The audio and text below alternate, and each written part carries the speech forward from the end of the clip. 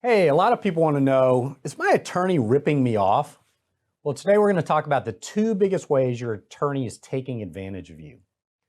But before we dive into that, subscribe to our YouTube channel. If you enjoyed this video, click the thumbs up button to give us a like, and make sure you share this video with your friends. Let's get into it. He watches the markets. In the great city of Memphis, Tennessee. If they raise rates tomorrow, it could be a sign of confidence. The financial advisor extraordinaire. He's with McAdams Group. Of course, Wall Street doesn't like rising interest rates. And I know people from all over the Memphis area come to visit you for help with their RMD. David McAdams is with us. David McAdams. David McAdams. There are exceptions to the rule. That's very interesting because that's kind of against conventional wisdom. That's the insanity of it.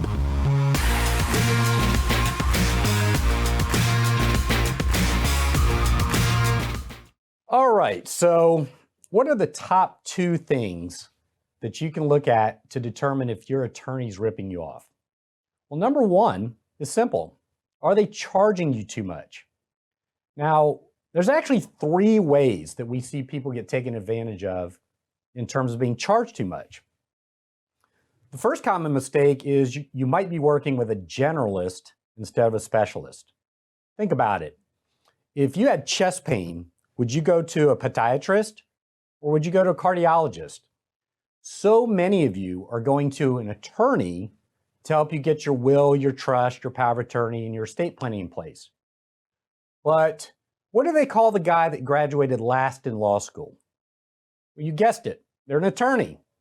And it doesn't mean they're a bad person, but if they're a generalist and you go to a generalist, don't be too surprised if they're not exactly sure how that works. In other words, if their 9 o'clock appointment is with someone that was in a car accident, and their 1 o'clock appointment is with someone who's getting a divorce, and their 3 o'clock person is someone that wants to get a will, well, you're probably working with a generalist. And what you're going to be doing is paying them to learn. Sure, they can churn out a boilerplate document, but is that really what you want? A second way that you're being charged too much is hourly versus flat fee billing. You know, we see more generalists charged by the hour. Why? Because you're actually paying them to learn how to do their craft. They don't really specialize in estate planning. They don't know how to make it simple and easy and inexpensive because they're not really sure how it works, because their 9 o'clock appointment was someone who's just in a car accident. Their 1 o'clock appointment was someone who's just getting a divorce. And now you're there trying to get a will done. Never pay hourly fees for estate planning. The third way attorneys are charging too much is in the probate process. First of all, why are you in probate? In a perfect world, you would be able to keep your family out of an expensive and unnecessary court process. Why are you in probate in the first place? But once your estate has been improperly structured, most people end up having some type of probate on some portion of their estate. And attorneys love when they get to probate the estate. Why? They make very little money setting up the estate. They make very little money charging for the will or the trust or the power of attorneys. Where they make the big money is in probate court. I'll give you a classic example. 25 years ago, when I was brand new to the industry, I saw an estate settled. The only thing in the estate was a $50,000 bond. That was it. The person was living in a nursing home. They'd spent down most of their money, and the only thing that was left was one investment for $50,000. The attorney charged $5,000 to probate that one asset. Think about it. That's 10% of the value of the estate. That's bananas. In fact, in my local municipality, if you read the rules of probate court, the fees range from 1 to 8% plus additional cost. What does that mean? Plus additional cost. It means it's open-ended. It could be anything.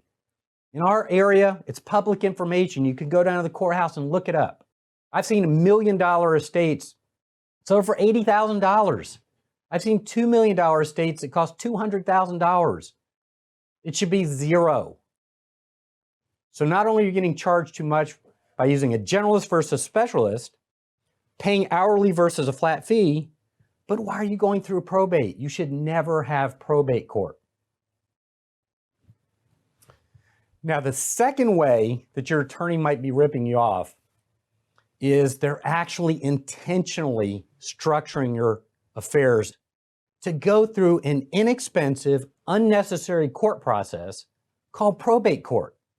That's right, I've seen attorneys intentionally do this. I've seen attorneys where it's clear that the person needs a trust instead of a will, but they inexplicably recommend using a will instead of a trust. Why would they do that? In my 25 years of working with thousands of retirees, I have people come into my office all the time, and they say, David, I have a trust. I have a trust. I say, let me see your legal documents. And it says right there, last will and testament. It's not a trust. It's a will.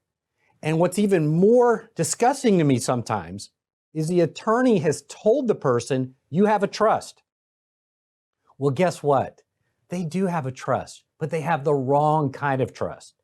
They have something called a testamentary trust. What is a testamentary trust?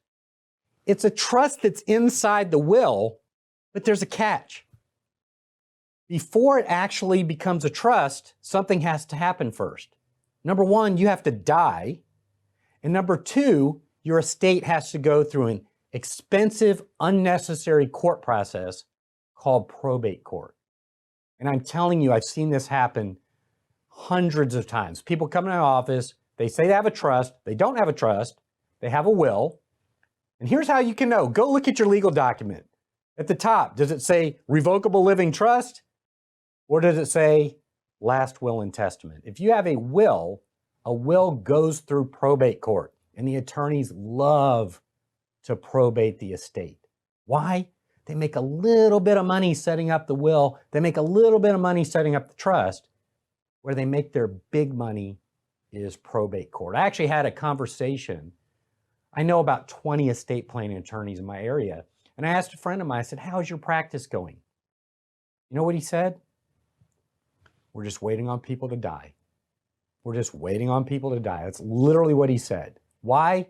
Because they make tens of thousands of dollars on unnecessary court costs and attorney's fees. How much should your probate be? Zero. You know, at McAdams Group, we believe that estate planning should be simple, easy, and inexpensive. For your complimentary appointment with an estate planning specialist, just click on the link below, fill out a simple 1-minute questionnaire, and let us help you.